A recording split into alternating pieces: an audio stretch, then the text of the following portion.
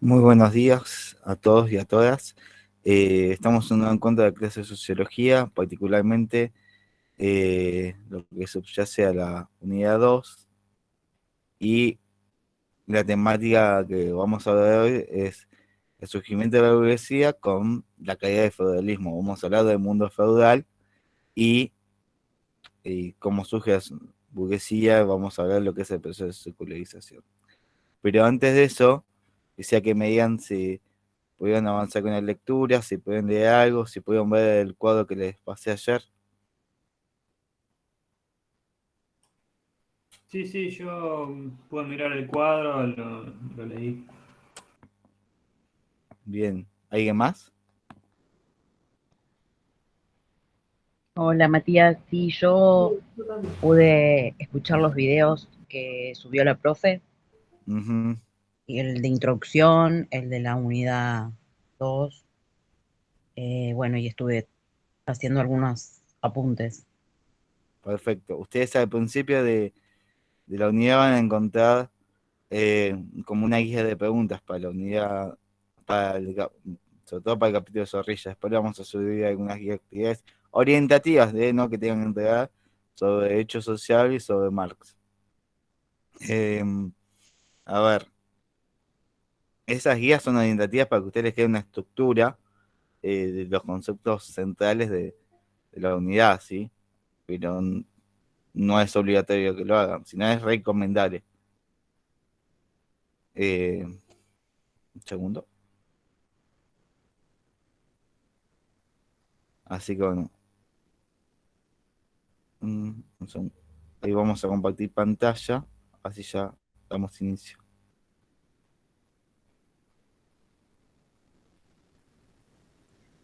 ¿El libro recomendás que lo leamos todo o algunos capítulos puntuales? No, de lo que está subido al campus, hay 3 capítulos de Zorrilla, no es que está todo el libro de Zorrilla, hay solamente 3 capítulos, ¿sí? Entonces esos 3 capítulos léanlo.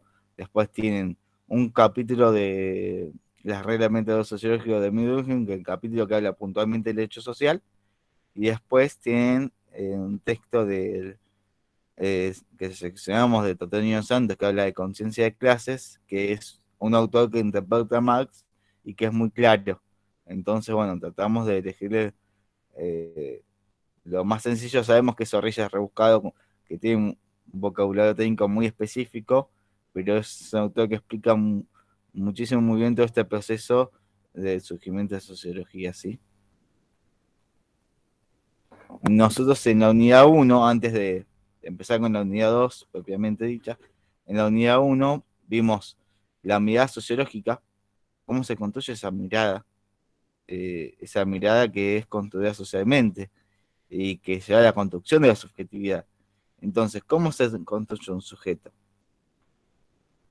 ¿Y qué importancia tiene la construcción del sujeto en lo que vamos a ver hoy en el feudalismo? Y tiene totalmente que ver. Porque no es lo mismo un sujeto que piensa como piensa, que en el feudalismo, que en el capitalismo, ¿no? En esta sociedad que nos encontramos hoy y más, prácticamente podemos ser, como vamos a ver en la unidad 3, que se llama Peter Drucker, una sociedad prácticamente postcapitalista, que si bien seguimos dentro del sistema capitalista, ya empezamos a ver una sociedad de conocimiento, pero las condiciones de los sujetos son distintas, porque no es lo mismo. Nosotros cuando veamos Marx dentro de 2 semanas vamos a ver que él habla que el motor de la historia es la lucha de clases, ¿no?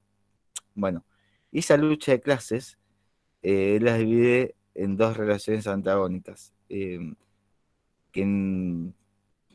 pues, que es a lo largo de la historia, sea, ¿no? En dos clases dominantes, ¿no? La clase dominada es, en la antigüedad fue el esclavo, después pasó a ser el siervo y hoy el proletariado. Y la dominante en la antigüedad pasó a ser el amo, después pasó a ser el noble o señor feudal y ahora los dueños de los medios de producción, ¿no?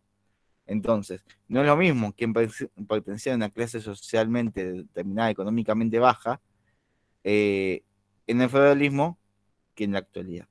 porque no eran sujetos de derechos.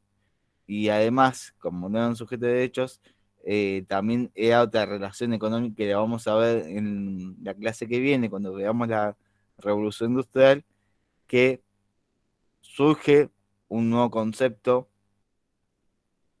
denominado pobreza. ¿Significa que la pobreza antes no existía? No, existía. No, no es que todos eran ricos, que no existían pobreza.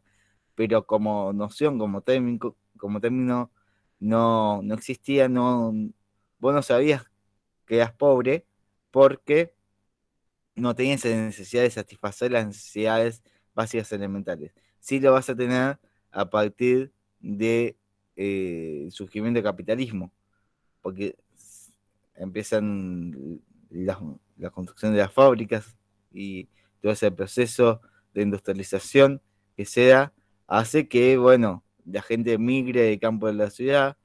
Hay una organización muy importante, también se produce hacinamiento, se produce hambruna, empiezan a surgir nuevos problemas sociales, que eso le dan el origen y nosotros por eso consideramos de la carta que quizás es la revolución que marca sobre todo el origen de la sociología, porque y empiezan un montón de problemas sociales, la hambruna, el hacinamiento, la preparación de la miseria, el surgimiento de pobreza como término. Insisto en esto, no significa que en el feudalismo no existía pobreza, sino que no era, no era algo que vos sentías que eras pobre, porque no es que te tenían que satisfacer tus necesidades, no eras rico tampoco, pero estaba determinado todo lo que después vamos a profundizar, ¿sí?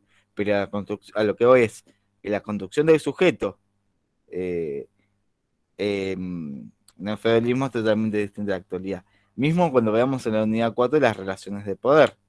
No es lo mismo quién ejercía y cómo ejercía el poder en el feudalismo que que en la actualidad o que en la antigüedad, ¿no? Las relaciones de poder, sí. ¿Ibas a decir algo? Ok. Las relaciones de poder son dinámicas, para decir Foucault, habla de la circulación de poder y la microfísica del poder, pero eso lo vamos a ver más adelante. Buen día. Eh, y nosotros lo que tratamos de hacer clase a clase es ir relacionando las 4 unidades para que vean la relación que hay entre los conceptos. Si ustedes cuando defiendan el final tengan todas las herramientas necesarias para poder vincular todos los conceptos. Mismo cuando tengan que hacer el trabajo de la acreditación final, eh, también. Después vimos el análisis crítico de lo cotidiano en la unidad 1. Ese análisis crítico, ¿y por qué criticamos lo cotidiano? Si yo le pregunto a ustedes, ¿por qué criticamos lo cotidiano? ¿Qué es lo que me dirían? Pues si no criticás lo cotidiano, nunca podés evolucionar. Bueno, está bien. Ahora, yo te hago una pregunta. ¿Eso es lo que vos considerás? ¿Eso es lo que estás Eh, seguro de eso? claro, eso es mi punto de vista, por supuesto. No puedo aclamar que sea la verdad absoluta porque caería en el mismo error. Bueno, bien, bien. Y eso fue construido socialmente. Tal cual. Bueno, eso es lo que vos decís, lo podemos tomar como si fuese un mito, ¿no? No estoy diciendo que sea mentira ni que sea verdad, nada, sino que, bueno, vos ponés que sos el día de mañana, podés tener un rol comunicativo importante, entonces vos transmitís eso. Sos docente, el día de mañana, ¿por qué no? Sos docente y transmitís eso. Entonces, estás instalando algo. Y entonces, bueno, ahí, y pasa a lo largo de la historia. Yo en las clases pasadas, no me acuerdo, en el turno de noche seguro, no me acuerdo acá también, pero estoy seguro, que también lo hice mención, que en la historia de Argentina siempre hubo y sigue habiendo dos posturas, dos miradas de la historia, la de Rosas o la de Mitre. Eh, Después hay otras miradas, ¿no? Pero como hay polarización en todos, bueno, esa polarización en la mirada histórica estuvo y sigue estando en Argentina, entonces quien elija una mirada para enseñar o quien elija otra mirada está tomando un posicionamiento y tiene que ver con su construcción social, ¿eh? Sí, Fernanda.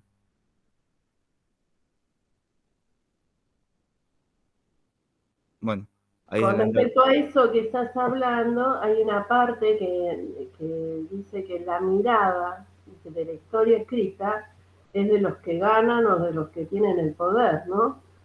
Siempre hay otra mirada o que no está escrita o que sí está escrita y hay que buscarla, y hay actores sociales que no tienen protagonismo en algunas historias oficiales y sin embargo existieron historias, ¿no? Que son los... No, obvio.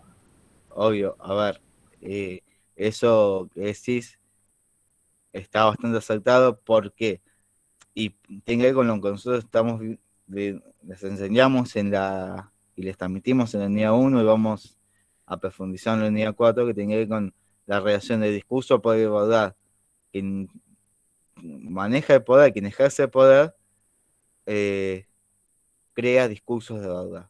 Y eso seguramente lo han visto en quienes se llaman esa producción de discurso, ¿no? Pero lo que yo trato de hacer ahora es ir vinculándoles esto con la unidad 2. Ahora, estamos hablando del análisis crítico cotidiano. Hace 30 años no se cuestionaba ni se criticaba lo cotidiano, mucho menos en el feudalismo, ¿sí? Entonces ustedes tienen que ir de a poco también ir viendo, estableciendo las relaciones más allá que nosotros se las vayamos mencionando, pero ustedes también está bueno que vayan viendo, se pueden encontrar notas. Sí, Fernando. De hecho, la esclavitud hace 200 años era socialmente aceptado. Ahora, si la juzgamos con la mentalidad de ahora, nos parece una aberración. Pero habría que ponerse 200 años atrás con otra mentalidad. No estoy diciendo que está bien, por supuesto que estoy en contra, ¿no? Pero habría que estar en la situación 200 años atrás y seguramente todos nosotros, aunque fuéramos negros o no, posiblemente lo veríamos como algo normal. Es simplemente una subjetividad totalmente distinta, retrógrada, porque nosotros ya tenemos una mentalidad muy diferente, no nos parece bien, pero era lo de la época, ¿no? Totalmente. Ahora bien, uno lo que vos decís con el tema de modernidad, posmodernidad, eso en un mundo moderno, ¿no? En un mundo donde los cambios sean muy lentos, pero muy lentos. A ver si los cambios tardarán siglos, pensá que el feudalismo duró siglos. Entonces, después con la posmodernidad, que es más propia del siglo XX, fines del siglo XX te diría, que empiezan a surgir los cambios mucho más acelerados, y también algo que yo tomo como positivo, digamos, de la posmodernidad, es que los cambios más acelerados hacen que las conquistas sociales cada vez sean más rápidas y cada vez sea más escuchado y sea más irresistible por el tema de la globalización, la vinculación con la tecnología, que vos ya sabes en 2 segundos lo que pasó en otros países. Entonces, eso hace que los cambios sean más rápidos, ¿no? Y que la construcción de la mirada sea distinta. Porque vos al vincularte con el exterior y vincularte con otros agentes socializadores, ¿sí? Vas a tener también, es decir, cuando vos tenés una sola realidad que observar, vos vas a tener solamente una construcción de la mirada y no vas a poder construir otra mirada porque es la única realidad observable que tenés. Ahora bien, cuando vos ya tenés distintas realidades, hay un expresidente que dice que la verdad es la realidad, ¿no? Tomamos una frase como para explicar esto. Ahora, yo les podría decir, bueno, hay tantas verdades como realidades existan. ¿Por qué?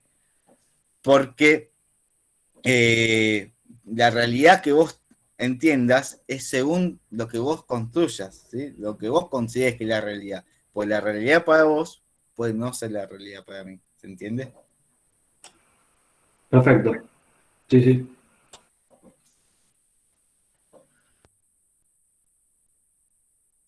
Hasta acá todo claro, así avanzo con la unidad 2. Sí, sí, todo perfecto. Sí.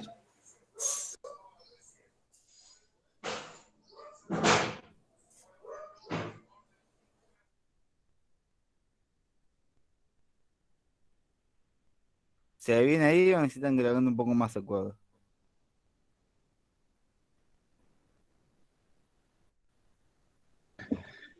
Profe, buen día. Si lo puede poner un poquito más grande, le agradezco. Bueno, no hay problema. Bueno,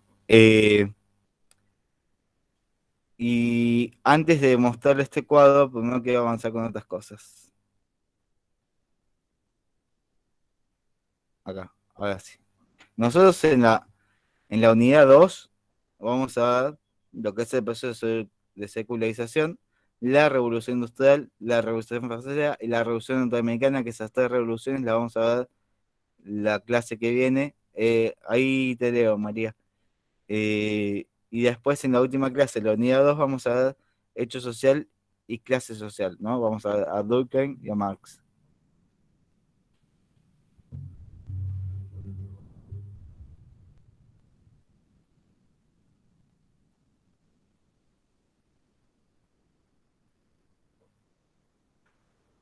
Hola María, ¿cómo estás? Hola, Esta profe, estoy materia, bien. Sí, esta dígame. materia es sociología, es una materia de administración que para salud es selectiva, ¿sí? Ah, No sé si vos porque yo, si vos la electiva sí, se le hiciste. sociología, No, sí, no, el año pasado. la electiva, la materia electiva. Todas las carreras tienen una materia Ah, electiva que hacer, sí, yo hice obligatoria. inglés.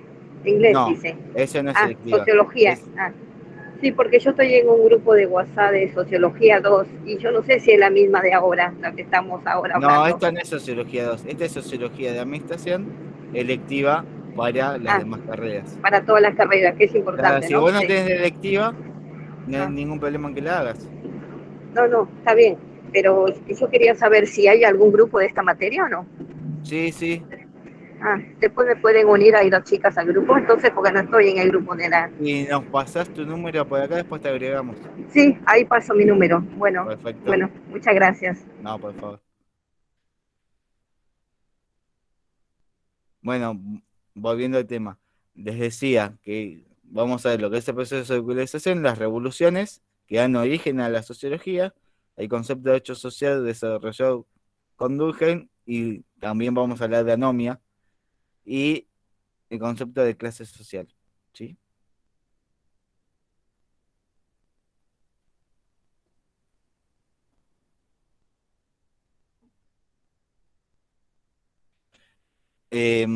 Después vamos a ver eh, en cuanto al mundo feudal y, o sea, hoy vamos a desarrollar en cuanto al mundo feudal y el surgimiento de la burguesía, que el proceso de transición del feudalismo al capitalismo es ese proceso de secularización. Si ustedes escucharon el audio y los audios de la profesora Ethel, van a ver que en ese proceso, que secular significa cambio, cambio de ciclo, y se habla puntualmente de la separación de la iglesia y del Estado. Y ahora vamos a explicar por qué la separación de la iglesia y del Estado. El comercio en la ruta de la secularidad, la fuente de reactivación económica y la secularidad, y el dinero, síntoma y medio de la secularización. Y que un indicador de la secularidad es el arte.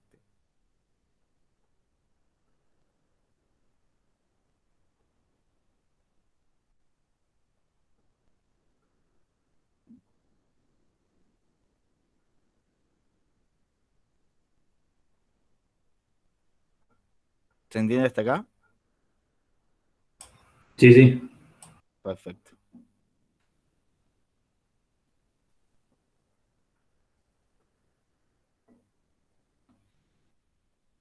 Bueno, en este cuadro que les comparto acá, nosotros vemos que hay distintas clasificaciones. Por un lado tenemos la sociedad tradicional y la sociedad moderna. Dentro de la sociedad moderna tenemos lo que es la mirada liberal y la mirada de las transformaciones recientes.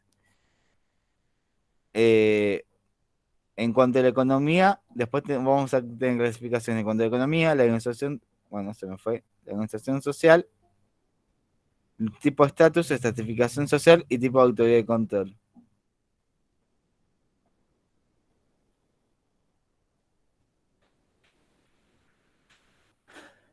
En cuanto a la economía, nosotros vamos a ver que la división del trabajo era tradicional. Tengamos en cuenta que cuando hablamos de la sociedad tradicional, estamos hablando de la sociedad feudal. Y cuando hablamos de la sociedad moderna, estamos hablando de la sociedad capitalista, ¿sí? La división del trabajo era tradicional, según estatus, adscriptos en sexo y edad. El trabajador posee los instrumentos de producción. En cambio, en la sociedad moderna ya lo que va a cambiar es eso, justamente, que la división del trabajo era funcional, según los criterios racionales, la búsqueda de eficacia. Y hablando de eficacia, esto es un concepto que vamos a retomar en la unidad 13 dentro de 2 semanas. Si yo les pregunto rápidamente, la diferencia entre eficacia y eficiencia, ¿qué me dicen? La eficacia es lograr el objetivo y la eficiencia es utilizando la menor cantidad posible de recursos. Perfecto. Esa sí, tal cual dijo Fernando. ¿Por qué? Porque vos sos eficaz solamente cumpliendo el objetivo. Ahora, sos eficiente cuando vos lo usás menos recursos, menos tiempo, o sea, lo lograste, pero al menor costo, ¿sí? Eso igual lo vamos a profundizar en la unidad que viene, pero está bueno que ya vayan sabiendo estos conceptos. Y si bien este es un concepto más organicista y tiene que ver quizás más con la ciencia de la administración, está bien, está buenísimo que las demás carreras también lo sepan, los términos en relación a la eficacia y eficiencia, porque son conceptos ligados a la burocracia, que el autor es Weber, quien desarrolló la burocracia. Sin embargo, se van a manejar en organizaciones, y las organizaciones se siguen manejando con el estilo de la burocracia, quizás no tan rígidos como antes, pero sigue estando presente. Después, el trabajador no posee los instrumentos de producción. Después tenemos lo que es la organización social, que es el predominio de lo privado. No, Leonora, no. La eficiencia no es el paso de lo artesanal a lo industrial. La eficiencia es vos, qué sé yo, tenés que construir 20 mesas, ¿no? Tenés que fabricar 20 mesas, mejor dicho. Vos ¿cuántos recursos utilizaste para construir esas mesas? ¿Y en cuánto tiempo? No es lo mismo que vos lo hagas pero que salga bien, ¿eh? O sea, es alcanzar el resultado que la mesa esté bien, no es alcanzar con fabricar 20 mesas en 10 minutos y que salga mal, sino que se obtenga el mismo resultado. Si vos lo hiciste en 2 semanas y la otra persona lo hizo en 1 semana, y ¿se entiende? Y se alcanzó el mismo resultado, sos eficiente. ¿Se entiende? Profe, le daba ese ejemplo porque después del paso de lo artesanal a lo industrial, o sea, cuando la revolución industrial, la introducción de las máquinas, por eso, entonces se ve que estaba confundida. No, sí, me imaginé, pero la eficiencia tiene que ver con que vos te planteas un objetivo y mientras en menor tiempo lo hagas y menor cantidad de recursos utilices, vas a ser eficiente. ¿Sos eficaz? Si alcanzaste el objetivo. ¿Te planteaste el objetivo? ¿Lo alcanzaste? Ahora, lo que yo no quiero, esto lo llevo muy a la vida personal, que midan, por ejemplo, la eficacia y la eficiencia en cuanto a la relación de la obtención del título universitario, porque eso es algo muy personal, ¿sí? Pero después llevar estos términos conviene llevarlo más a la parte organizacional. Cuando hablo de plantearse un objetivo, es en la organización. Ustedes en las organizaciones se plantean objetivos y ahí lo miden en términos de eficacia o eficiencia. ¿Sí?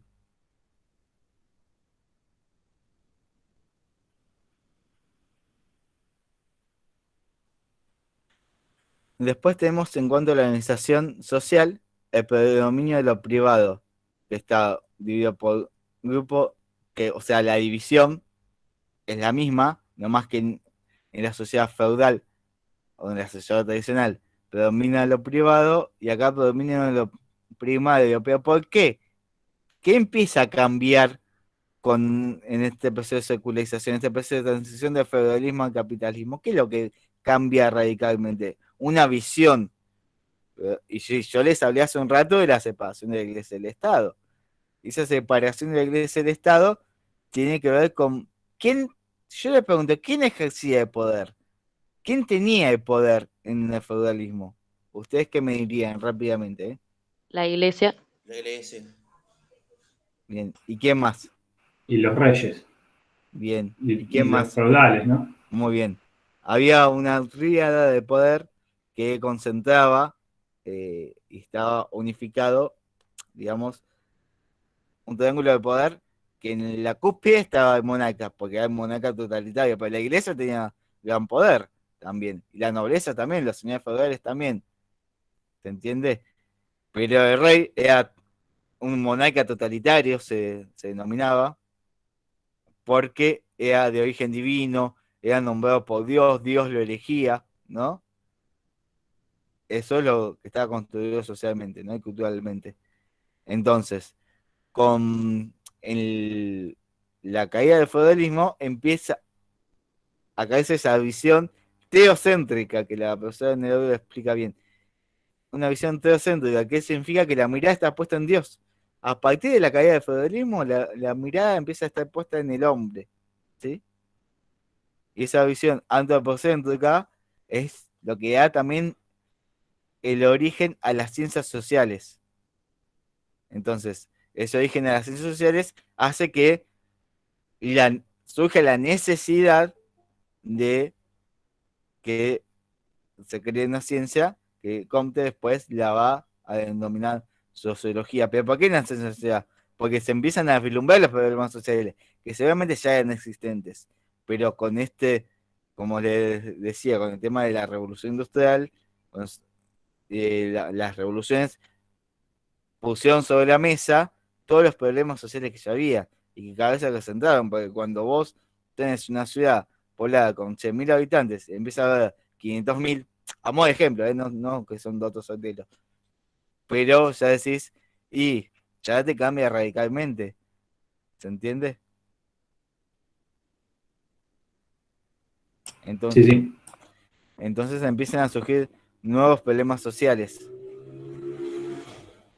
Entonces, y esos nuevos problemas sociales hacen que surjan justamente las ciencias sociales, que van a tomar prestado de las ciencias naturales ciertos términos.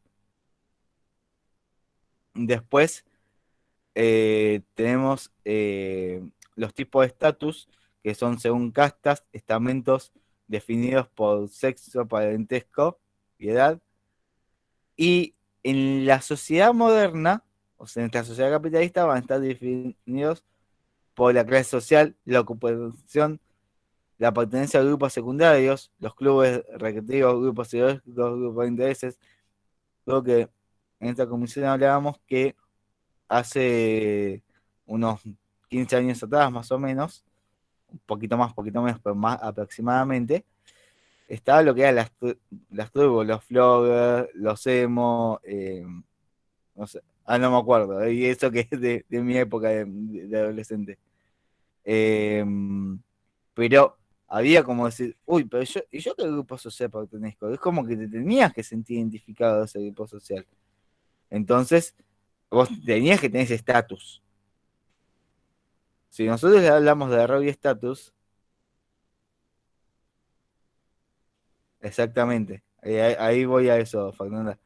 Eh, si nosotros tenemos un rol, se, se espera un estatus por el rol que tenemos, ¿no? Nosotros esperamos, nosotros vamos a hablar de la clase que viene, vamos a hablar de contrato social, ¿sí?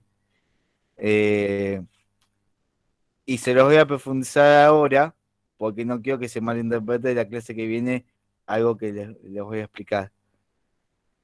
Porque ustedes bien saben que en 9 días hay elecciones, entonces, bueno, justamente nos toca en el proceso de veda. Entonces hay quizás cuestiones con las que uno tiene que, prefiero profundizar hoy el concepto de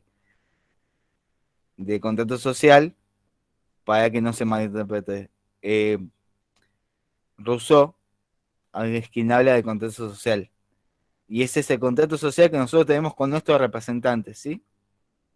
Entonces, ese contrato social que nosotros tenemos con nuestros representantes es lo que nosotros esperamos. Entonces, nosotros esperamos de nuestros representantes que ejerzan un rol, ¿no?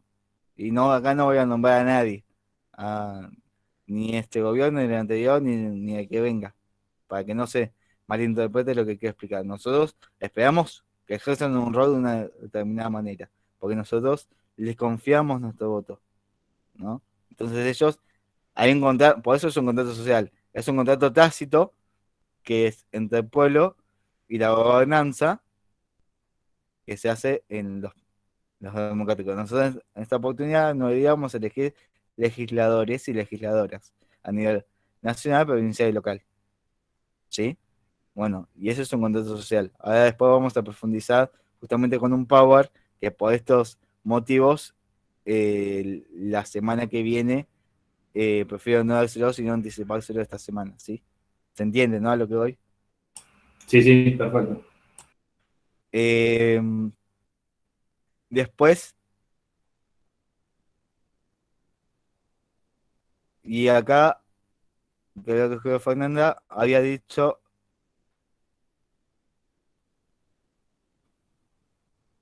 son contratos sociales, Eleonora, no estratos, perdón si se me entendió mal. No hay movilidad social, no hay ascenso social en la sociedad feudal. Bien, pero ¿por qué no hay movilidad social en la sociedad feudal?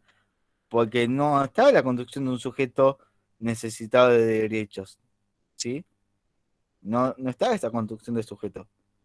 Es la construcción del sujeto con necesidad de derechos, con la que en realidad los seres humanos, las personas, somos sujetos de derechos y obligaciones, ¿no? Marcan las distintas constituciones. Pero somos sujetos que, así como tenemos obligaciones, tenemos derechos y viceversa. Y eso implica que también haya una movilidad social. Que nosotros hoy podamos estar estudiando en una universidad pública, tiene que ver con que hubo un Estado presente que decidió que haya universidades, que las universidades pasen a ser públicas. Que hubo un Estado presente que creó universidades. ¿Se entiende? Que hubo un Estado que decidió crear universidades. ¿Sí? Pudo haber estado presente en otro sentido y haber no sido que ver porque quizás consideraba que no era la necesidad de momento de la sociedad, ¿sí? Pero bueno, y eso genera a lo que hoy, con esto del Estado que hizo que las universidades sean públicas y gratuitas, que después creó universidades en el país y que fue ampliando el número de universidades, genera esa posibilidad de la movilidad social ascendente, ¿sí? Porque yo, por ejemplo, no sé si me hubiese podido recibir, o quizás sí, pero la universidad más cercana que tenía en La Matanza. A tener una universidad a 20 cuadras de mi domicilio, me da otras posibilidades, ¿sí? Y como ustedes también. Pero esto es un ejemplo de lo que es la movilidad social. Después está la estratificación social, que son las estratificadas feudales, la aristocracia, las clases inferiores y las clases estáticas. Y acá ya empezamos a dividir a la sociedad moderna, o sea, la sociedad capitalista, en la mirada liberal y en la mirada de las transformaciones recientes. Tenemos la burguesía, los proletariados de industria y de comercio, los profesionales, los obreros de ustedes, las clases abiertas, la movilidad social y la igualdad de oportunidades, porque lo que permite la movilidad social justamente es esa igualdad de oportunidades, que todos tengamos y todos y todas podamos tener acceso en este caso a la educación. Yo hablo de educación porque es lo que más conozco, si es en lo que me especializo. Yo, por ejemplo, hoy estoy en una materia de tener la titulación docente, porque si bien para dar clases en la universidad con tener título de carrera de grado, licenciado, licenciada, ingeniero, ingeniera, ¿no? Contador, contadora, también, o sea, ustedes se reciben una carrera de grado, ya están habilitados para dar clases en las universidades, pero para dar clases en otras instituciones tienen que hacer capacitación docente. Bueno, eso es lo que hice yo y estoy terminando, estoy esperando una nota para saber si tengo esa eh, capacitación o no, tengo que resolver un trabajo. Pero para que yo pueda hacer esa capacitación docente, mm, primero me tuve que recibir como licenciado. Sí lo pude hacer porque primero me recibí como técnico universitario. Pero para que yo pueda alcanzar ese título intermedio y después el título de grado, eh, tuve que tener acceso a una universidad pública. Si no, particularmente yo, como sujeto, no hubiese podido. O me hubiese costado más ir hasta La Matanza, voy hasta Luján, ¿sí? O voy hasta la UBA, o hasta Lomas, o hasta Quilmes. ¿Se entiende? Hubiese costado porque también el viaje es cansador. ¿Se entiende a lo que voy? Sí, sí, sí. Y en lo que es la sociedad moderna, desde la mirada de las transformaciones recientes, disminuyen las propiedades de la industria del comercio, aumentan los dirigentes de la empresa y se aumentan los dirigentes de la empresa. ¿Qué les parece a ustedes que surge con las empresas? Después en el Estado también, ¿no? Pero, ¿qué empiezan a surgir en las empresas? ¿Qué hay? Sí, sí, Fernando Yo, decía. yo y surgen sindicatos y Perfecto, aumentan. perfecto, exactamente. Empiezan a surgir los sindicatos, ¿no? Que son justamente ese nexo entre el empleador y el obrero, ¿no? Sí. Sí, Gonzalo, nosotros vamos a ver la clase que viene, justamente ese concepto, no, la clase que viene no, en 2 semanas, el concepto de conciencia de clase, ¿sí? Eh, entonces, estaba diciendo, surgen los sindicatos.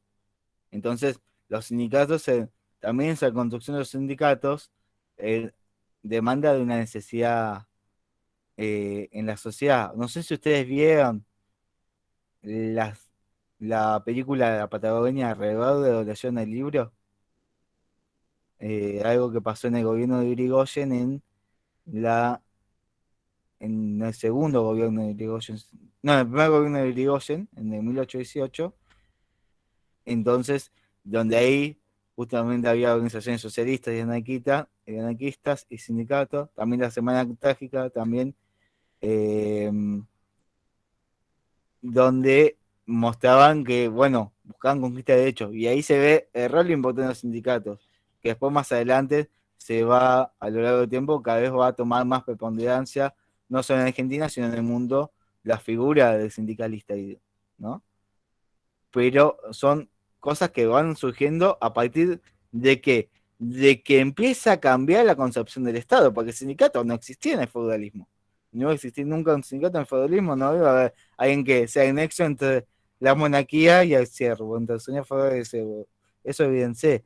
Ahora, en el capitalismo, si queremos tomar cosas positivas del capitalismo, es justamente esta relación eh, que como hay obreros y hay, o sea, trabajadores y trabajadoras asalariados y asalariadas, eh, que bueno que la mujer empieza a tener un rol más preponderante a partir de la segunda mitad del siglo pasado, del siglo XX.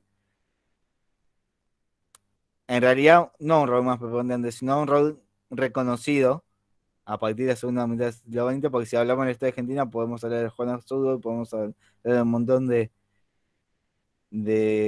compatriotas mujeres que hicieron mucho por nuestro país, pero sin irnos de tema, lo que quiero que entiendan que el inicio de la industrialización no es que las mujeres eran alguien que trabajaban, ¿sí? O no, no en su masividad. Entonces, y esto también tiene que ver con las conquistas sociales que después fueron consiguiendo el mismo movimiento de mujeres. ¿Se entiende lo que voy, no? Sí, sí. Y como les hablaba recién, esta migración de campo de la sociedad, que lo vamos a ver la clase que viene, hace que nosotros tengamos, o sea, que se disminuyen las clases rurales, porque ya hay gente que ya no va a estar en el campo, va a pasar a la ciudad y se va a urbanizar. Entonces, las clases rurales, en consecuencia, van disminuyendo. Un segundo. Bueno.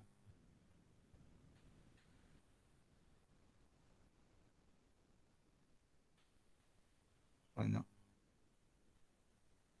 ahí está. Y en cuanto a los tipos de autoridad y control, nosotros vamos a ver la tradicional con formas carismáticas, basada en las costumbres. Vamos a ver esto en cuanto a la sociedad feudal. En cuanto a la sociedad moderna, la sociedad capitalista, nosotros tenemos en un estado moderno, en cuanto a la mirada liberal, que es el racional burócrata. Lo racional, ustedes saben de dónde viene, ¿no? Cuando habla de lo racional.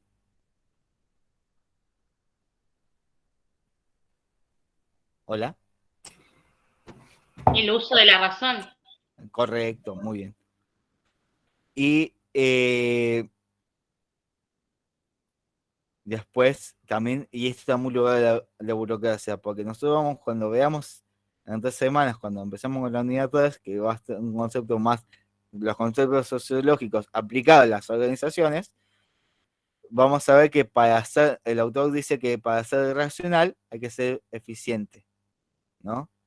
¿Y por qué? Porque vos tenés, para alcanzar esa eficiencia, justamente lo que tenés que hacer es usar la razón.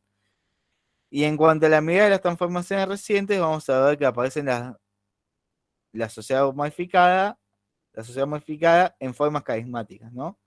Y aparece ese líder. Y empieza a surgir, por ejemplo, con la Revolución Francesa, Napoleón, un líder fuerte. Y acá en Argentina empiezan a surgir líderes importantes como San Martín, como Belgrano, ¿sí? Como Güemes, empiezan a surgir líderes en Latinoamérica como Bolívar, y después, a lo largo de la historia, van surgiendo otros líderes.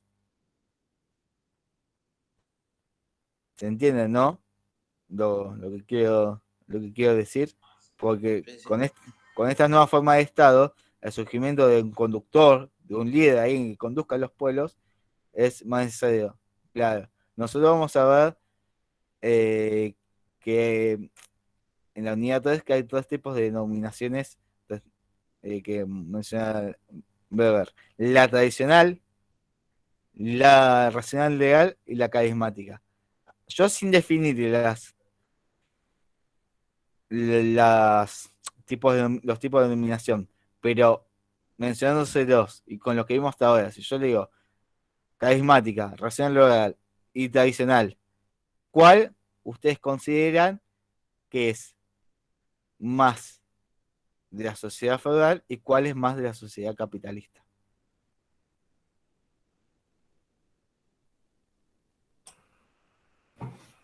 Carismática y carismática justamente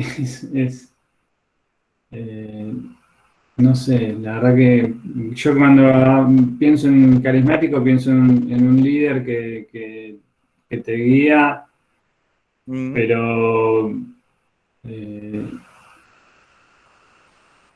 sería más único, no sería, a ver, yo ahí justamente dudo, no sé si meterlo Animate a equivocarte, no hay problema. Y carismático me suena más a un líder de la iglesia. No sé, puedo estar equivocado. En la actualidad, en una empresa, tenés líderes carismáticos y te guían. Está bien, pero Posiblemente no por lo que saben, sino por otras cosas. ¿Vos ¿no? considerás que en la sociedad feudal había líderes carismáticos? No estoy seguro. Es posiblemente que por épocas, porque siempre hubo diferentes personajes, ¿no? Y Y en la no, antigüedad todo daba mucho que desear. y no consideras que en la sociedad feudal el tipo de liderazgo que se ejercía es más tradicional. Sí, eso sí, seguro. Bueno, justamente eso iba la pregunta. Y el carismático, si bien, por ejemplo, nosotros podemos nombrar a Cristo, que claramente fue un líder carismático, esto sin entrar Claro. en ideologías religiosas, ni mucho menos, pero era un líder carismático. Podemos hablar Juana de Arco, profe, puede ser. Juana de Arco totalmente, y es del feudalismo, pero son, Claro. a ver, se puede, digamos, eh, podemos tomar que el liderazgo carismático está en las dos etapas, pero está más fuerte en la etapa capitalista, porque es más necesaria. ¿Por qué es Tal más cual. En una necesaria? empresa necesitas a alguien que te guíe, que te No, inspire, que te motive. y también en la sociedad, porque al surgir el, el Estado, nueva forma de Estado, los gobernantes, las gobernantes, en la gobernanza deben construir ese carisma para que el No, pueblo te acompañe, ¿no? se puede pensar al Estado como una gran empresa también, ¿no? Sí, Pues yo no lo no. pensaría así para que no se confundan. Ok. Ustedes después, Sí, sí. cuando quienes sigan en la carrera de administración pública van a ver los conceptos de la nueva gerencia pública, pero no desde un punto de vista empresarial, sino en otro sentido, pero no me voy a expresar con eso, pues no creo que se confundan Estado con empresa, porque en realidad son dos lógicas totalmente distintas, sino que la necesidad de construir un líder o una líder carismático o carismática. La que sí es bien propia de la sociedad capitalista es la racional legal, porque es la que está sujeta a las leyes, la que está sujeta a las normas, ¿sí? Entonces, esa dominación racional legal es la que vos aceptás, porque, porque lo que va a hablar luego también es la legitimidad, la legitimación, que vos aceptás esa norma, y aceptando esa norma la cumplís, entonces hay una dominación a través de la norma, ¿se entiende? Sí, sí. Cosa que en el feudalismo no pasaba, porque no era necesario establecer normas ni nada, porque la única norma, digamos, era la que decía el monarca y era lo que mandaba y se establecía, no es que, ¿entiendes? O sea, nadie lo iba a discutir. Sí, claro. Lo que decía era. Después tenemos el comercio en la ruta de la secularidad, donde tenemos grandes civilizaciones conformaron variedades del feudalismo, en el que nobles, militares y sacerdotes constituyeron la cúspide de una estratificación social. En todas las civilizaciones antiguas que alcanzaron complejidad política y económica existieron mercaderes. El poder político central es débil. El poder político está efectivamente independiente de la iglesia. Y los mercaderes sacaron partido de los conflictos entre el rey y los señores, entre el rey y la iglesia.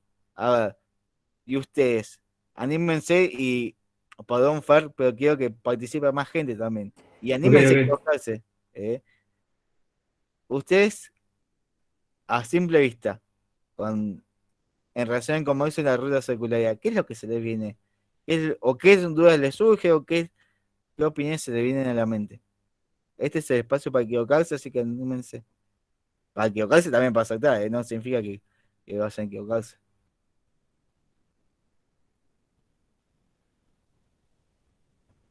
Nad- ¿Nadie? ¿No se animan? ¿Hay algo que no entienden puntual de lo que está escrito acá?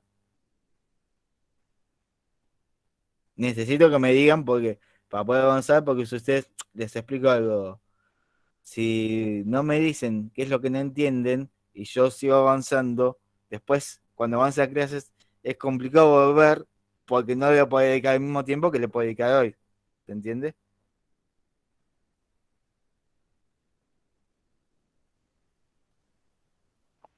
De mi parte está claro, profe. No sé los demás.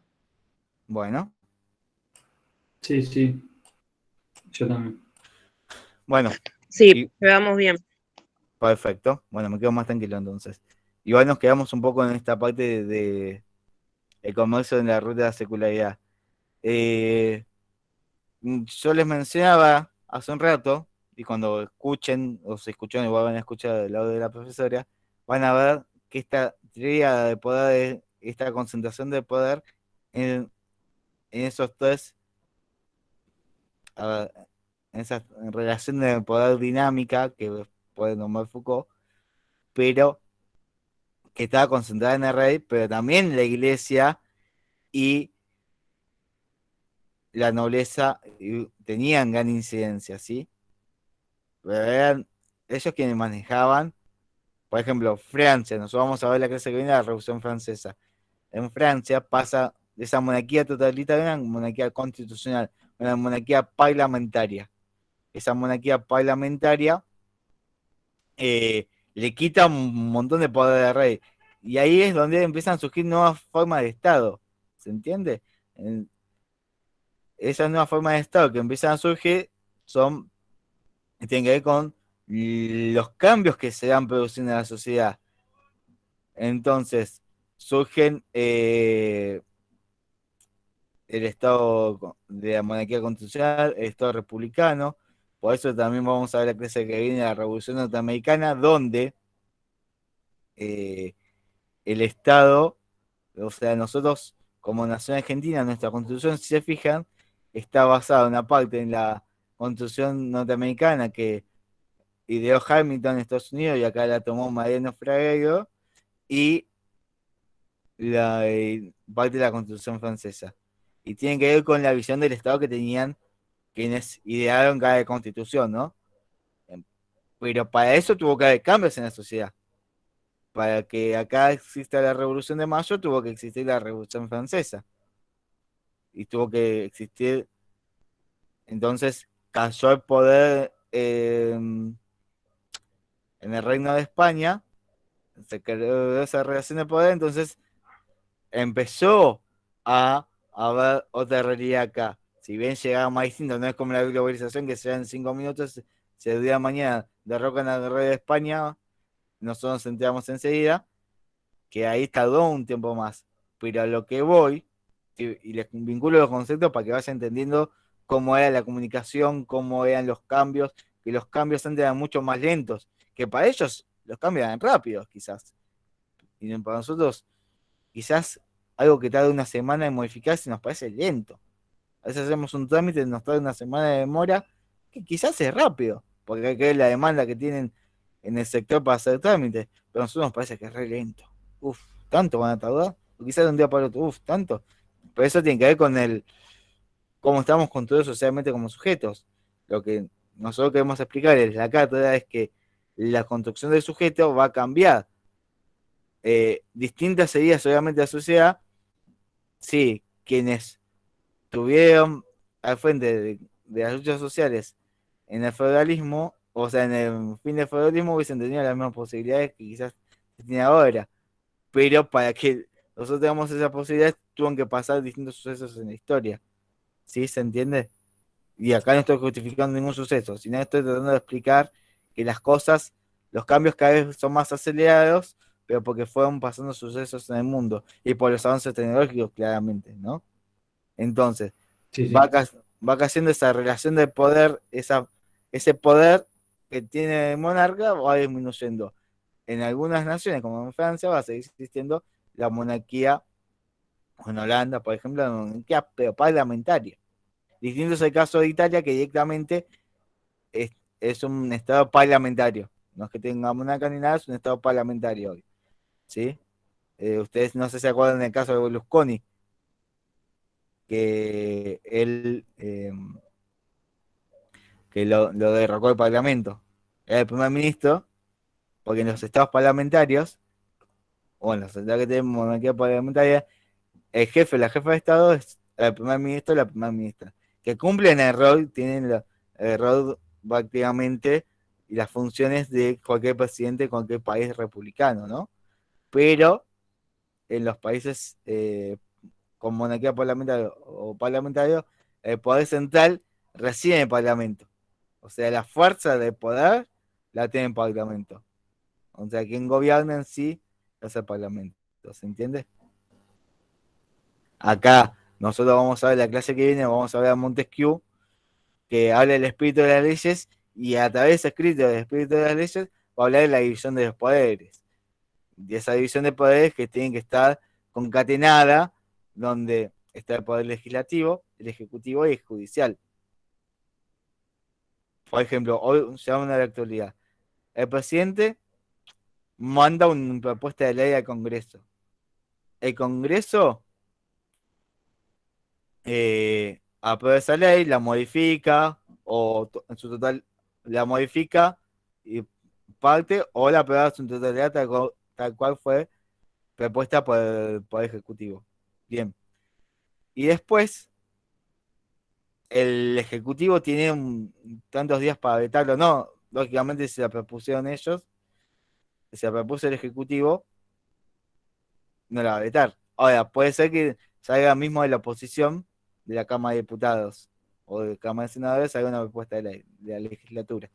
Bueno, todo ese proceso, después se aprueba la ley, entonces si sale de la oposición, no debería pasar, pero supónganse que dice, no, esto es inviable, qué sé yo, y la veta. Y tiene que justificar por qué la veta, ¿no? Entonces, eso es parte de lo que es los controles del Estado. Pero una vez aprobada la ley y una vez aplicada la ley, ahí entra en juego el Poder Judicial, que es quien sanciona a quien incumple las leyes. ¿Se entiende? Entonces, al surgir las nuevas formas de Estado, Montesquieu dice, bueno, está bien, pero tenemos que ordenar este Estado también. Tenemos que saber que vamos a tener un poder legislativo, alguien que legisle, alguien que gobierne y alguien que cumpla con las legislaciones, que haga cumplir las legislaciones. Pero esto tiene que ver porque cae el feudalismo, cae un sistema que duró siglos y empieza a surgir otro sistema que hay que ordenarlo, ¿sí? Porque el capitalismo había que ordenarlo. Tal cual. Sí, sí. Entonces, después empiezan las fuentes de la reactivación comercial de la secularidad, el renacimiento de la forma dineraria y del proceso de secularización. La burguesía pudo expandir el mercado entre la madeja de obstáculos y poblaciones medievales. La burguesía impuso la difusión de su perspectiva secular, ¿sí? Entonces, ¿por qué es importante el surgimiento de la burguesía? Porque nace una nueva clase social, digamos, ¿no? La burguesía, cuando vemos Marx, va a hablar de que el burgués es quien posee los medios de producción, o sea, el dueño de la empresa, la dueña de la empresa es quien entrega esa burguesía, ¿sí? Digamos, hay quien denomina clase dominante. Pero para que tenga poder la burguesía, alguien tiene que poder, y quien pierde poder es la monarquía, y va pudiendo de alguna manera poder también la iglesia. Por eso habla de la separación de la iglesia y del Estado, porque ya la iglesia ya no incide tanto en el Estado, si bien de alguna manera a lo largo de la historia fue teniendo un tipo de incidencia, pero cada vez fue menos, y cada vez es menos el poder de la iglesia, ¿sí? En ese sentido, en función de las decisiones del Estado. Después, que un gobernante asuma en cualquier país del mundo y se reúna con el arzobispo, con el obispo, con el papa, y para planear acciones en conjunto, porque quizás tienen el mismo, es otra cosa. Pero antes, la iglesia era prácticamente quien decidía cómo se gobernaba, en conjunto con el monarca. Pero la decisión fuerte de la decisión de la iglesia en la gobernanza era muy fuerte. ¿Se entiende? Entonces, la mirada secular hace que caiga este paradigma así. No, estoy de acuerdo con vos, Mati. La burguesía lo que marcó fue el inicio de la caída del feudalismo, ¿no? Porque empezó a quitarle poder a la iglesia, a los reyes. Se impuso, o sea, fue un mal menos peor, digamos. Fue el inicio de algo, de un cambio. Bueno, y te voy a llevar lo mismo. Vos decís fue un mal menos peor. Yo puedo conseguir, no, yo no estoy diciendo que estés equivocado. Yo a lo que voy, cuando digo mal, es la concentración del poder nunca es bueno. O sea, es bueno que el pueblo también tenga voz y voto.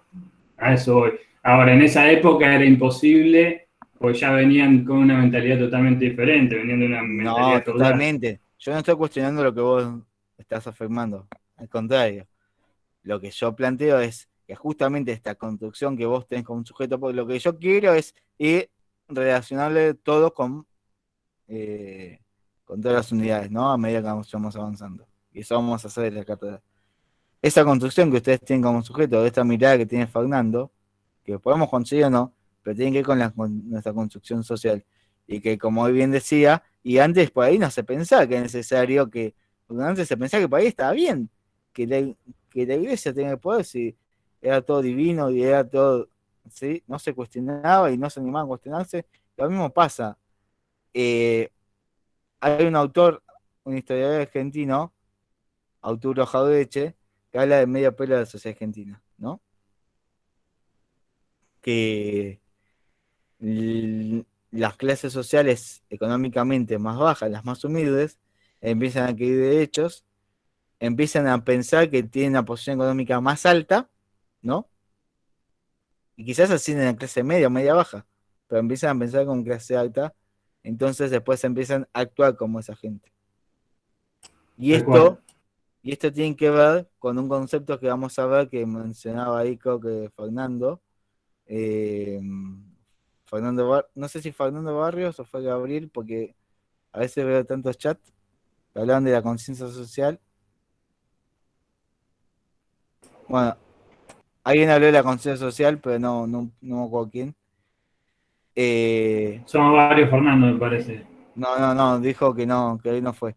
Bueno, alguien habló de la conciencia social, pero no me puedo acordar quién fue. Tiene que ver con esto, ¿no? Ahí está Gonzalo. Y tiene que ver con esto, la conciencia social y la conciencia de clase que a vos te sitúa no solamente lo económico, porque nosotros podemos tener el mismo nivel de ingresos, pero ahora tiene que ver si alquilás o si tenés tu casa propia, si tenés hijos o no, si, hay un montón de cosas que te condicionan, no solamente el nivel de ingresos, sino el nivel de egresos, podríamos decir, ¿no? Son términos más económicos. Entonces, eso también te posiciona de otra manera, ¿sí? Bueno, la fuente de la reactivación comercial de la secularidad, el renacimiento de la economía de unidad y el proceso de secularización, la burguesía puede expandir el mercado y la maneja de obstáculos y las provisiones medievales, y la burguesía puso un fin a su perspectiva secular, es lo que vimos recién. Y ahora vamos a seguir, esperen que bajo un poquito. ¿Hasta acá todo claro? Para mí sí. Sí, profe. ¿Quién levantó la mano? Porque no lo veo. No, no era yo, pero la saqué, era para decirte que sí, que estaba entendiendo. Ah, perfecto. Bueno, eh, buenísimo. Si hay algo que no entienden, me frenan, ¿eh? Me sirve más a mí que me digan que no entienden algo, que me digan que sí, que entienden todo. Si bien es gratificante que me digan que entienden, no les voy a mentir, pero también está bueno saber qué es lo que no entienden para pararme ahí y explicarlo de nuevo, o de otro punto. Tenemos acá que dice que en el siglo X la economía mercantil crece de una manera pausada, predominantemente entre las esclavicidades casi siempre atroces. Esto es lo que dice Zorrilla, ¿no? Este código está extraído, lo armamos en función del texto de Zorrilla. La reforma es una protesta contra la secularidad.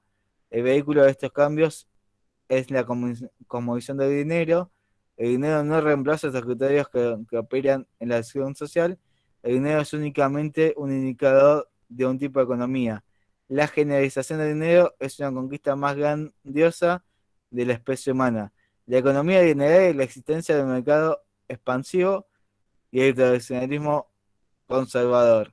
Ahora, si hablando de términos económicos, ¿qué modelo? ¿Alguien acá hizo Economía 1? ¿O está Sí, haciendo? yo Bien. hice. Perdón a la gente de otras carreras, pero para poder que me puedan seguir con la clase y profundizar con ustedes. ¿Qué modelo económico existía antes del capitalismo? Antes El del capitalismo. mercantilismo. Correcto, muy bien, sí. Sí. Y también cuál era la moneda corriente de intercambio. Si yo le digo intercambio, ¿qué se le viene a la mente? Trueque. Trueque. Muy bien, bueno. Así es como se manejaba el comercio. Así es como se manejaba el comercio en el feudalismo. ¿Sí? Entonces, también el surgimiento del capitalismo no solamente trajo las nuevas formas del Estado, sino también en la nueva forma de economía dineraria. Rompió con esa forma de negocio. Entonces, si bien lo que no cambió y quizás de alguna manera fue cambiando, pero no cambió de todo, es quienes tenían el poder económico. Hoy en el mundo, quienes tienen el poder económico son las potencias mundiales y la única, digamos, realmente favorecida, podríamos decir, y esto que realmente favorecida, pues podemos decir que es una construcción cultural que yo tengo en base a mi información, en base a mis agentes socializadores, pero podemos decir que es Estados Unidos, que pasó de ser una colonia británica a rápidamente, en poco tiempo, a ser una potencia mundial, ¿no? Y acá no es que estoy ni alegando ni criticando al país del norte, sino que es una realidad. Pero después, a grandes rasgos, las relaciones de poder de quienes manejan la economía del mundo eh, no se modificó mucho. ¿Se entiende a lo que voy? Y después tenemos un indicador de la secularidad que es el arte. Y que es la multitud de procesos, perdón, la multitud de productos que genera la economía de intercambio. Y el arte plástico patentiza este hecho mediante su evolución técnica y estética. El enriquecimiento de la plástica revela por qué lo natural debe ser revelado. La plástica es el itinerario que traduce el avance de la secularidad. Es el descubrimiento y el retrato y autorretrato y su extensa práctica fueron apenas un indicio de una oleada de individualismo.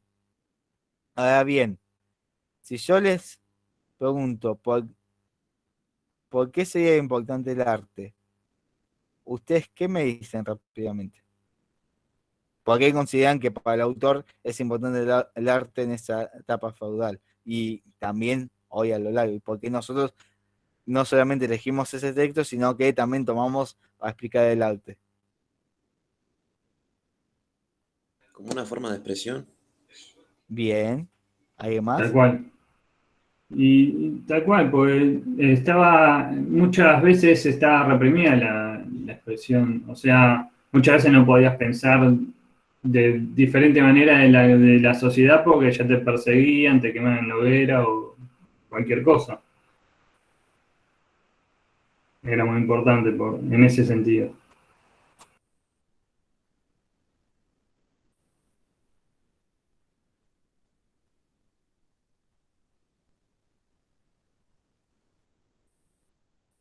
Bien, perfecto.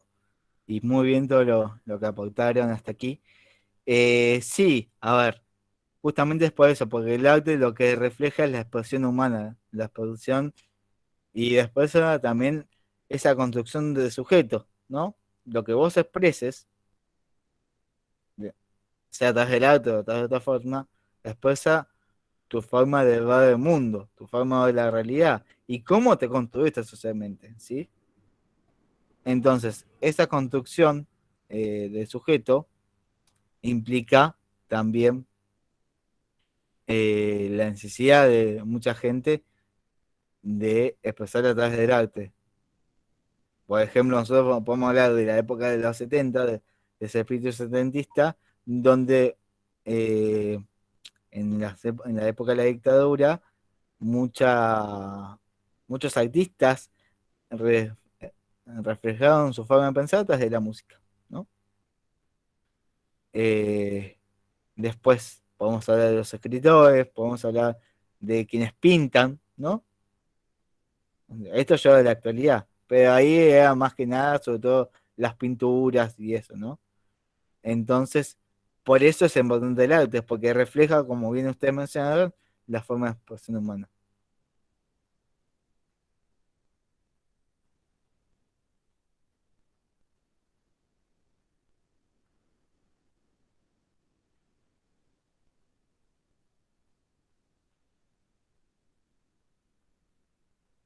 Ahora lo voy a compartir. Avísenme cuando lo vean. El pavo que les decía. Ahí se ve. Perfecto. Genial. Bueno, nosotros recién les hablé del concepto de legitimidad, ¿no? De poder social más Weber, donde decimos, en realidad Weber dice, la autoridad se gana y el poder se ejerce. Este que viene aquí, este hombre que viene aquí, es nada más ni nada menos que Max Weber. Entonces, ¿por qué dice que la autoridad se gana y el poder se ejerce? Porque vos te tenés que ganar, tu autoridad tiene que ser legítima. Y una vez que vos tenés ese poder, que lo legitimaste, lo vas a ejercer.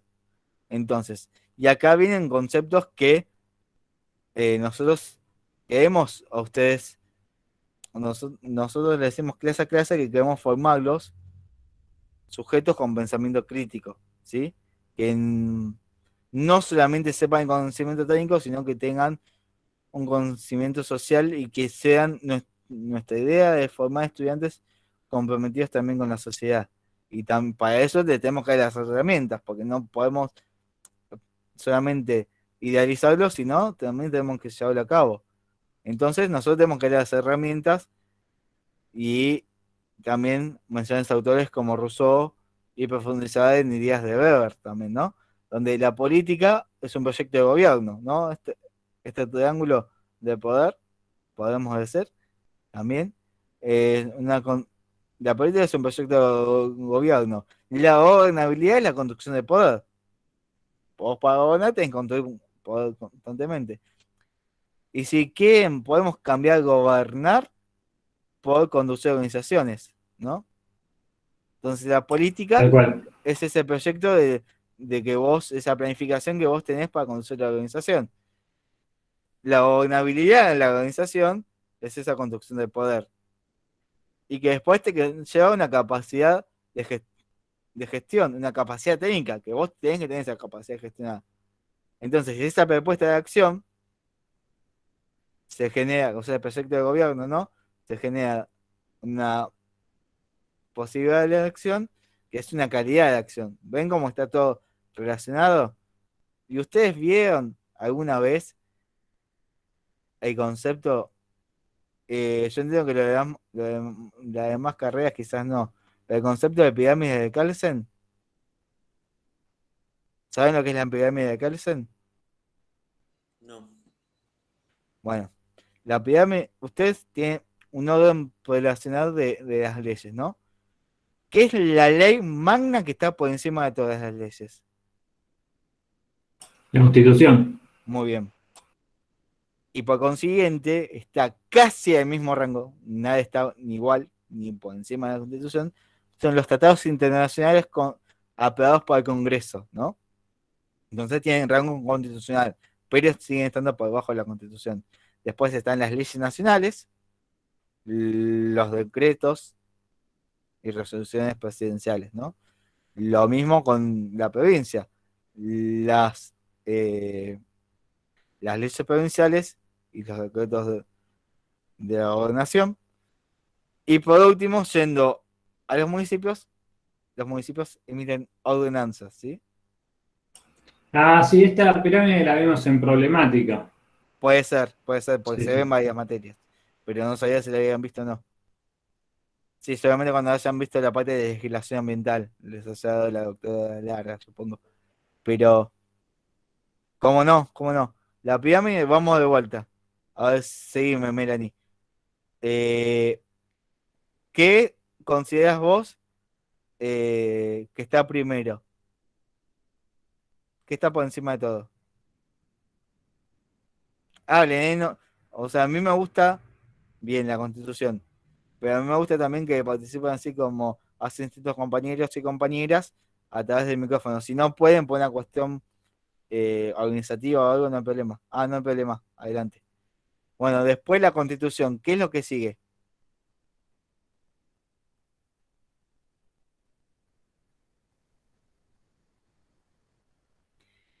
Bien, pero antes de las leyes están los tratados internacionales con la aprobación del Congreso. Entonces, una vez que se tratados internacionales se emiten en la presidencia, continúan y que van a tener rango constitucional, ¿no? Estos tratados internacionales, si son aprobados por el Congreso, continúan las leyes nacionales y por debajo los decretos de la presidencia. Después, algo similar sucede en... No, vamos a poco con eso, Leonardo, no quiero que te confundas. Después, algo similar sucede en las provincias. Están las leyes provinciales y las leyes y los decretos provinciales. Ahora, una ley provincial... ¿Los municipales también? No, ahí explico con esto. Una ley provincial, por ejemplo, la ley provincial de educación de la provincia de Buenos Aires no puede contradecir la ley nacional de educación, porque está por encima. La ley nacional rige para todas las provincias, ¿sí? Nosotros tenemos una ley federal de educación, entonces esa ley federal de educación, acá no me acuerdo bien cuál es, no, a ver, la ley provincial de educación no puede contradecir esa ley, ¿sí? Sí puede, a partir de lo que aplique esa ley, desconstruirla y ajustarla a la necesidad de la provincia de Buenos Aires, que es un aspecto muy grande y que es un mapa que es muy diverso, ¿no? Porque nosotros tenemos el conurbano bonaerense, dentro del conurbano bonaerense tenemos conurbano zona este, la zona sur, la zona norte, y después tenemos el campo en el interior y tenemos la zona costera, entonces tiene una realidad de pueblo y una diversidad muy grande. Entonces, en ese sentido también tiene que ajustarlo, pero no puede contradecir preceptos fundamentales de la ley, ¿entiendes? Y después, por último, están las ordenanzas municipales. Lo único que emiten los municipios son ordenanzas, ¿sí? Después, sí, obviamente, emite decretos quien está a cargo de la intendencia, pero no emite leyes. En vez de leyes, emite ordenanzas. ¿Entiendes? Sí, sí. Y después, acá Eleonora decía los poderes ejecutivo, legislativo y judicial. Las leyes, las ordenanzas, las emite el Poder Legislativo. Es decir, las leyes las emite el Congreso Nacional, las leyes provinciales las emite el Congreso Provincial y las ordenanzas las emite quienes integran la Honorable Cámara de Concejales. ¿Sí? El Honorable Consejo Elegante, perdón. Se me hizo una confusión con la Honorable Cámara de Diputados. El Honorable Consejo Elegante. Ellos emiten la ordenanza. Los decretos los emite el Poder Ejecutivo. ¿Sí? ¿Se entiende? Esto igual no es algo que le vayamos a preguntar cuando ustedes den final, puntualmente, ¿qué es la pirámide del cáncer? Pues no se lo vamos, muy difícil se lo preguntemos. Sí, ustedes lo pueden saber relacionar, pero está bueno que lo sepan, que ustedes sepan el tema normativo, cómo se construyen las leyes, las decisiones en el Estado, porque van a trabajar en organizaciones y el Estado influye en las organizaciones. Entonces, a nosotros nos parece interesante que lo sepan. No es un tema de examen, pero sí es importante abordarlo. ¿Se entiende? Sí, sí, tal cual. Después, quienes sigan esto lo van a ver en derecho público. Al menos lo que recursos humanos tienen instituciones de derecho en tercer año, pero economía no, pero en las administraciones de administración pública lo van a ver en derecho público. ¿Sí?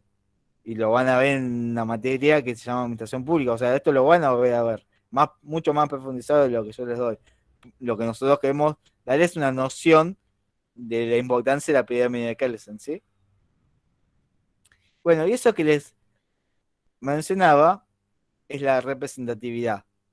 Está el Estado, está la sociedad civil y está el sistema político abierto con claras reglas de juego, ¿no? Entonces tenemos la posibilidad que es la sociedad civil posibilita la participación con los individuos en la construcción de la vida colectiva, que implica también respeto del contrato social, que es la construcción de la ciudadanía responsable.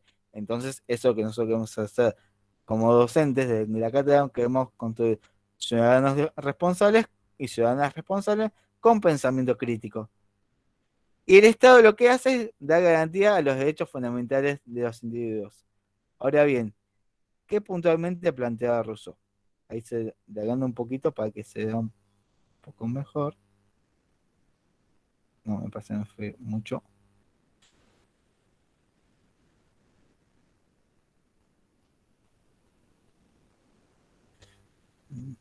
Perdón, ¿eh?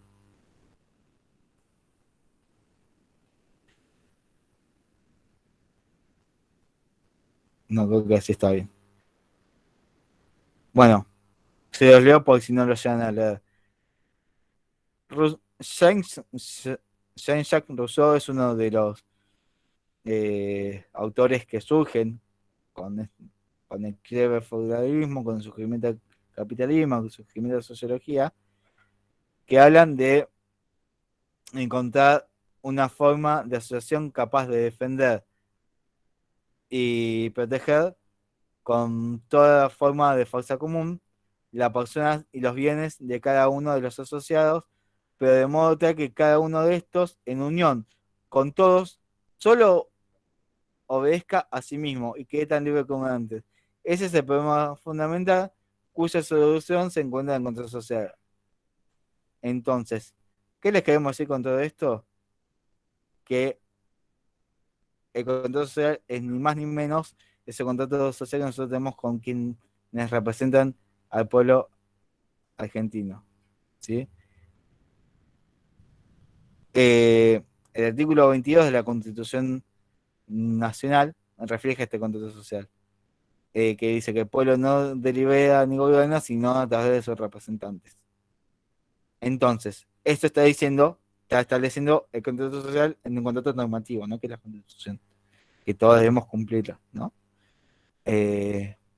Entonces, si el artículo de la Constitución de nuestra norma magna dice que el pueblo no delibera ni gobierna, sino a través de sus representantes, está diciendo que nosotros vamos a emitir un contrato social. Nosotros este próximo 12 de septiembre vamos a emitir un contrato social. Y lo único que les pedimos es que con todas las medidas protocolares que hay que tomar, fíjense que hay, si quieren después, si me los piden, se los paso, hay un protocolo específico para cumplir que, por ejemplo, que las personas, los adultos y las adultas mayores, o sea, las personas pertenecientes a la tercera edad, tienen prioridad para votar entre las 10 de la mañana y las 12:30, ¿sí? Por una cuestión lógica. Hay un cierto protocolo especial para estas elecciones, pero lo que les pido es que voten con conciencia y piensen lo que ustedes quieren, ¿eh? Yo no lo no voy a hacer lobby político ni mucho menos porque no es la función del docente, pero sí me parece que somos sujetos de derecho y así como somos sujetos de derecho, somos sujetos de obligaciones, le viene diciendo la de la clase, pero piensen en lo que ustedes consideran que es lo mejor para la sociedad y en lo que ustedes consideran que es lo mejor como ciudadanos y ciudadanas, ¿sí? Es simplemente eso. Es un mensaje que no les puedo dar la semana que viene justamente por la veda, ¿no? Pero piensen lo que ustedes consideren que es lo mejor y lo que ustedes consideren que es lo mejor tiene que ver con esto que hablamos que es la construcción social. Ustedes después van a tener tiempo de acá al domingo que viene, el jueves, que el jueves ya no van a pagar más spots publicitarios, a escuchar las distintas propuestas. Y ustedes van a votar en función de lo que ustedes consideren que se adecua a su forma de pensar y su forma de construir la realidad, ni más ni menos, ¿no? Pero bueno, es importante este ejercicio y de seguir construyendo contrato social. ¿Se entiende de lo que voy? Sí, sí, tal cual. Bueno, ¿dudas, consultas?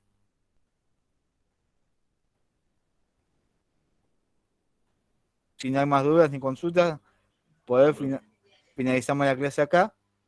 Profe, yo quiero hacer una consulta La que con, quieras. con respecto al trabajo que tenemos que hacer. Sí, decime. ¿Cómo le vamos aplicando los conocimientos estos que estamos viendo? Mira, como que a ver, nosotros la clase que viene, encararlo. sí, la clase que viene Tengo no, la la idea, otra, vamos a ver el concepto de anomia, que le vamos a poner un caso práctico y ejemplificarlo que lo tienen ahí. Esto que le demostré tiene, es un PDF que se llama Anomia de Actualidad, que ahí lo tienen para ver, y la vamos a ver en 2 semanas. La anomia básicamente es la falta de normas. Es ese sujeto, esa persona, que no se adapta a las normas y que no acata las normas, tiene ausencia de normas. Y eso queda la Durkheim. Entonces, no sé, ¿vos ya pensaste algún caso particular, un ejemplo para tomar un tema? sí, como había dicho que podía ser un tema así medio controversial, se me ocurría el tema de la despenalización de la marihuana. Bien, bueno, bien. Como que Yo- tendría que juntar material con respecto a eso, que no, y está hable. bueno que juntes un poco de información Sí, de cómo, en qué esta situación está. Sé que tengo entendido que hay intenciones de avanzar con ese proyecto de ley, pero bueno, eh, podés decir, por ejemplo, en este sentido de la anomia, ¿no? Podés hablar que, no sé si va a ser solo en equipo, pero indistintamente de eso, podés o pueden hablar que, bueno, quien, como todavía no está sancionada la despenalización de la marihuana, quien, y quizás haya, averiguate también si hay alguna legislación, más allá que no esté la ley, quizás hay en alguna provincia o en algún lugar algún tipo de legislación o algo que habilita a fumar en espacios públicos. Yo desconozco si hay, pero averigualo. Entonces, eso lo puedes vincular con la norma, que es la falta de norma, porque si no está habilitada en ningún lugar, vos podés decir, bueno, que hay sujetos que, que tienen deseo, podés manifestarlo de esa manera, ¿no? Por ejemplo, yo te doy un nombre como ejemplo, no tenés que poner textual ni así, ni mucho menos, sino como ejemplo, pero eh, imponen su deseo por sobre las normas. Entonces, son sujetos anómicos, ¿se entiende? Entonces, ustedes no tienen que relacionar todos los conceptos que vemos. Eligen conceptos los que más se adecúen. Lo ideal es elegir al menos uno por unidad. Entonces ahí van integrando la materia. ¿Se entiende? Ahora pueden elegir 2 o 3 por unidad, genial. Eso depende de ustedes y del caso que elijan. A ver, yo el otro día de la noche les explicaba que el concepto de anomia, como justamente es la ausencia de las normas, lo que plantea Durkheim, es un concepto que se suele aplicar a cualquier caso que elijan. Se suele aplicar. Pueden no aplicarlo y quizás sea aplicable, pero después le definan bien con los otros conceptos y va a estar bien. ¿Sí? sí, profe. Después podés también hablar de la construcción social de la subjetividad, cómo se construyó ese sujeto y cómo ese sujeto en una familia es aceptado o no socialmente, ¿no? Está bueno lo que dice, profe, está bien. Después podés hablar, esto lo vas a poder, mm, a ver, después, cuando veamos la unidad 3, ¿con qué concepto lo podrás? Bueno, cuando veamos sociedad poco capitalista, ahí vas a ver bien cómo relacionarlo, no te quiero marear de y después lo puedes relacionar con relaciones de poder, también con las generaciones, también. Está bueno el tema que elegiste y es un tema sociológicamente muy analizable, pero con el avance de las clases te va a quedar más claro. Pero hasta lo que vimos ahora y lo que vamos a ver en estas 2 unidades, yo lo que te digo es, bueno, empezar a pensarlo desde el lado de la anomia y del lado de la construcción social del sujeto. ¿Sí? Sí. Otra consulta, profe. Mm. Ahí en el grupo habían puesto como que arreglaron algo Sí, de porque de la comisión de material. la noche me habían avisado que había una hoja que no se leía. No sé qué pasó, así que ya la modificamos, nos reunimos del cuerpo docente y ya la modificamos. Así Pero que de que la bibliografía o de los Power. no, de la bibliografía había en la página 70, o sea que sería como la página 6, así en el PDF, pero que en el libro de Zorrilla sería la página 75, estaba cortada. Ya lo solucionamos. Ah, bueno, me voy a fijar. Y otra cosa, vio, profe, que yo el otro día escuché que estaban hablando de un video de unos monos y yo no lo encontré. Se llama, a ver, para que ahí entra de nuevo el campus y ya te digo.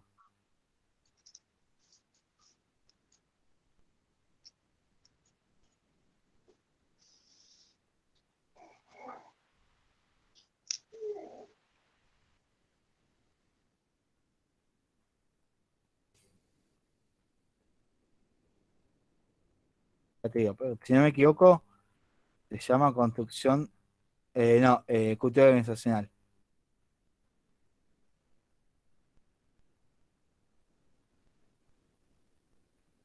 ¿Vos no estuviste presente cuando lo hicimos la reproducción en clase?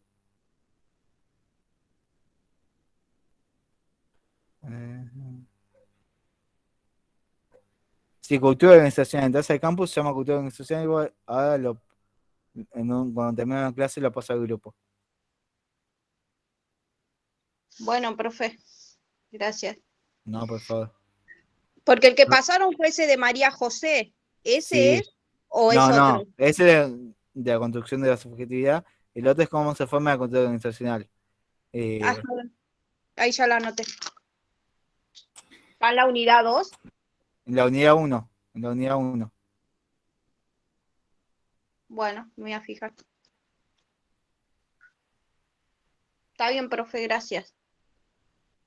Sí, Eleonora, ese tema puede ser. Puede ser tranquilamente. Hay distintos temas que permiten el abordaje, ¿sí? Así que nada.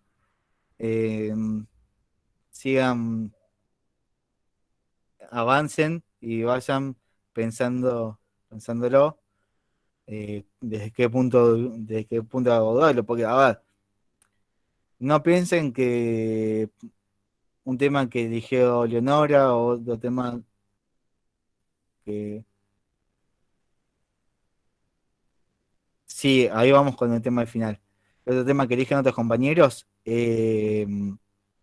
ustedes pueden repetirlo, pueden elegir el mismo tema, aunque sea otro grupo, otro estudiante. Lo que va a cambiar es la forma de vincularlo y la forma de defenderlo, ¿sí? Porque no va a ser lo mismo. Sí, Fernanda. A mí me parece muy interesante el caso de la policía, ¿no? Que se levanta y hace una protesta, porque tiene que ver también con que la policía debería ser como institución el monopolio de la fuerza del Estado, y Sí. ellos que no... A ver, si ustedes ven en el Power, sí, que ese que yo le digo de anomia y sí. legitimidad que le subimos,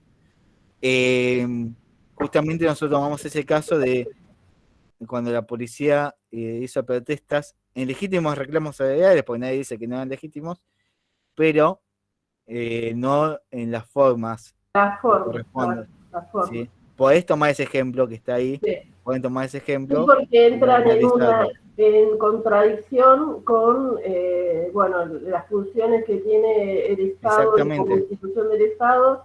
Además, Exactamente. tampoco pueden agremiarse y manifestar, también cortan la calle, o sea, ellos... No, bueno, pero ponerle, Sí, yo supongo que la fuerza policial deben tener algún tipo de sindicato, entonces pueden hacerlo, pero no con de la esa forma. vestimenta, ¿no?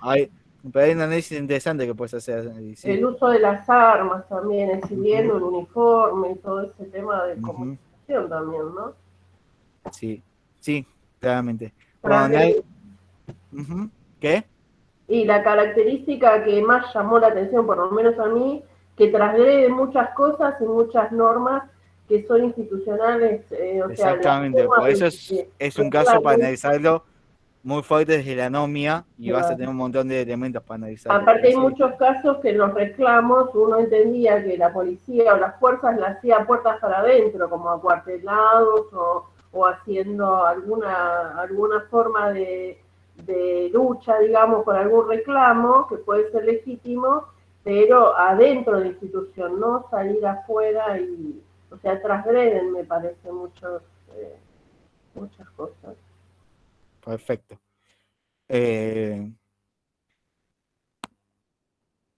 Nadia, acá decías, al final, ¿cómo sería? Preparar un tema también. Sí, no se abrió una hora con el final.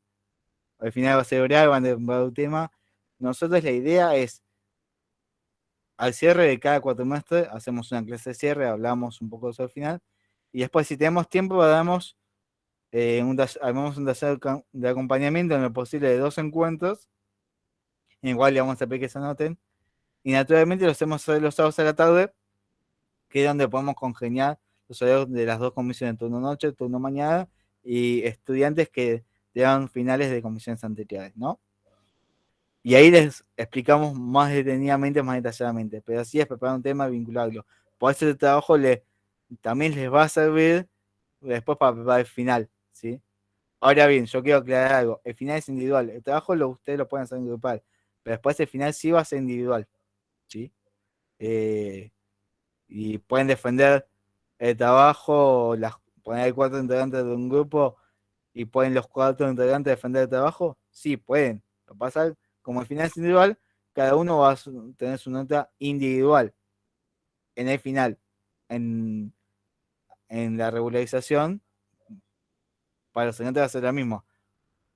Desaprobado que no creo que haya, porque vienen teniendo por lo menos en la clase un buen desenvolvimiento, así que espero que no haya ningún desaprobado ni ninguna desaprobada, porque veo que se nota que están comprometidos a partir de la conexión y todo. Aprobado menos, que significa que estuvieron muy con lo justo, que tienen las cosas básicas entendidas, pero que está muy ahí al filo. Aprobado, que entendieron bien, que está bien, y aprobado más que sobresalieron, ¿no?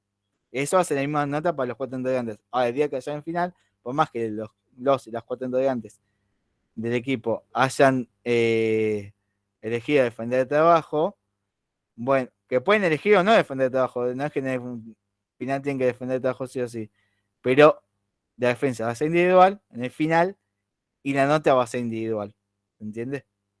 Sí, Fernando. El tema para el final puede ser el mismo que hayas hecho para la regularización, o tiene que ser diferente. No, exactamente eso es lo que estaba diciendo. Puede ser el mismo. Por eso quería aclarar. Perfecto. Puede ser el mismo o no, eso lo definen ustedes y va a depender exclusivamente de ustedes. Supónganse que los integrantes y las integrantes del equipo deciden defender el trabajo, que les fue muy bien, bueno, lo vamos a defenderlo. Ahora, en el final, la defensa es individual, por lo cual la nota es individual. ¿Se entiende? Sí, sí. Bueno, perfecto. Sí, lo que va a cambiar lógicamente en la concepción de la regularización es cómo expongan, ¿sí? Porque se va a hacer también una valorización de la exposición, ¿sí? Es importante también para ustedes el tema de la exposición oral, de la defensa de trabajo, porque también de las carreras de la ciencia de la administración, al final entendemos que va a ser presencial. La defensa de trabajo, todo este cuatrimestre va a seguir siendo virtual, hasta nuevo aviso por lo menos, pero entendemos que va a seguir siendo virtual. Pero al final, como en julio fue presencial, entendemos que en diciembre también va a ser lo mismo. Pero les decía que el tema de la oralidad para nosotros es muy importante, primero porque no es lo mismo. Solamente nosotros podríamos tomar un final escrito y lo corregimos, pero no está ese vínculo, esa conducta. Nosotros les enseñamos la importancia de la construcción de los vínculos y tenemos que aplicarlo de una manera también. Entonces lo aplicamos también en esta forma de evaluar en el final, ¿no? Y después, también ustedes, la oralidad es muy importante, lo consideramos muy importante, porque tienen que, cuando conduzcan organizaciones, indistintamente de la carrera que realicen, van a tener que usar mucho la oralidad, las expresiones corporales, ¿sí? Bueno, buenísimo, Carmen. Así que nada, esas consideraciones sobre el final, ya que preguntaron, pero igual no se preocupen ahora. Ahora traten de seguir las clases, traten de seguir con la bibliografía y avanzando, lo que no entiendan nos preguntan. Así que cualquier consulta que tienen nos preguntan por mail, por el campus, por el grupo de WhatsApp. Estamos a disposición, quizás a veces tardamos un poquito más, un poquito menos, pero sabemos responder. Así que si no hay más consultas, finalizamos clase acá. Si hay más consultas, la clase sigue.